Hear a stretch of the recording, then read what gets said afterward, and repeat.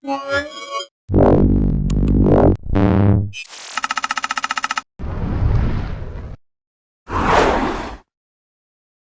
I'm sitting here with Christoph Kellerwessel from Ford Deutschland. Yeah, we just finished our panel over here talking about the app route, and Yeah. it was very exciting to see what kind of new partnerships and cooperations you're doing, especially with app developers. And you've had quite a couple of announcements over here. Absolutely. I mean, we're here in the Ford EcoSport, and that had to do with One of the announcements. One of the announcements, as a matter of fact, and we were absolutely pleased to announce our new partners and the partners we're doing apps with, and to feed AppLink. And AppLink is coming to Europe, which is extremely exciting to us. AppLink coming to Europe means a lot to us. We've started AppLink in North America, and it's really not just another product. It's really, I would say, almost start of a new era. And working with big names like Deutsche Telekom, with Hotel.com, Audiotheca, and a number of other partners which we're working with is very exciting to go forward. TomTom, not to forget TomTom. And that was a year-long process really to get us aligned. Now we're a happy group who is trying to develop apps which really make a difference, which are relevant, which make a difference to the day-to-day life of our customers. To give you an idea about AppLink, well, first of all, I think, in my opinion, Ford kind of took a leader role for the automotive industry and coming up with a standard. We've had a huge fragmentation, segmentation with all the different car manufacturers. There was no real SDK standard, and you even made it open source with AppLink that you announced during CES back in January. Yes, and actually it comes with an SDK. It comes with the invitation of app developers to work with us, and the feedback is great. I mean, right now we have 5,000 registrations and more. Of people who want to work with us, who want to work apps for us, and you see, this is just the beginning. You know, we start with a number of apps. In North America, AppLink was launched, almost 2 years ago. We have 1 million cars on the road, AppLink enabled. Great feedback, and we hope to see the same over here. Let's talk about this car we're sitting in right now. So this is a kind of small SUV, the Ford EcoSport, and you just announced it today, not only the car itself, but also a limited edition with a completely new distribution channel. Yes, and the new distribution channel is something which I think we all know about. It's Facebook, and it's a very limited edition. As a matter of fact, it's 500. I think we're taking orders right now. First come, first serve. And this comes with a kind of limited edition package, a nice set of wheels, big pack of technologies to come with it, AppLink amongst others. And this is a car which really comes to Europe, has been launched on other continents, I should say, with great success. We're really pleased to see it here on European roads at the beginning of next year. It's a fantastic addition to the Ford portfolio we have here. If I'm not mistaken, this is actually the very first car that's getting sold over Facebook, right? I think it is. I think it is. Definitely that's quite in this exciting. space. It is. It is space. So there are only 500 of them left. You should be quick to grab one and just head over to the Ford International page on Facebook and see what the deal is over there. So this is a small SUV.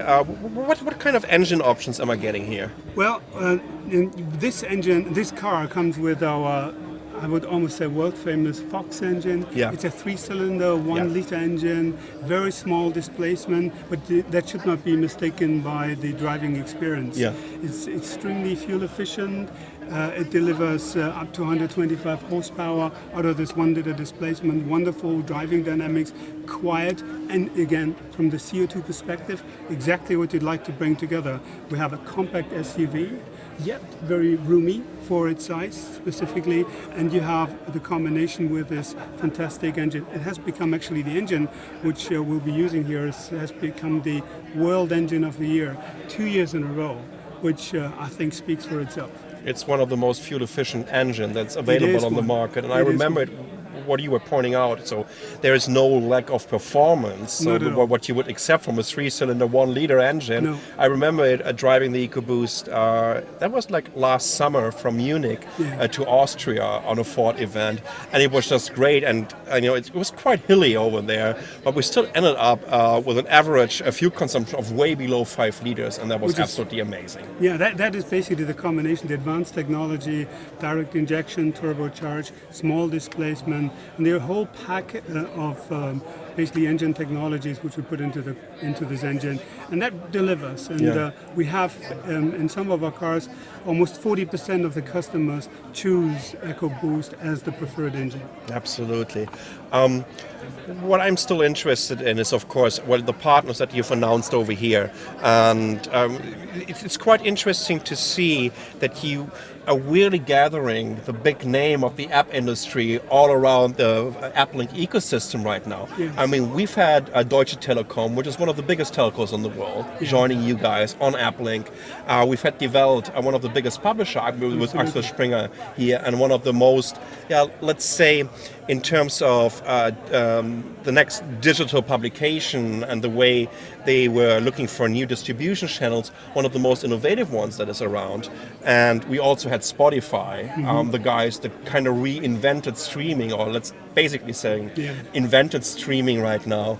So it seems like Ford is offering a proper package for these guys, because otherwise they wouldn't join, right? I think what's really nice about the approach which we're taking is that the development kit is basically available. It's free. It helps. It's well documented. You got a good support for extending your apps into the APIs of this car, and that makes it very attractive. And as you said, Spotify is a long-standing partner. We're extremely pleased to have them with us.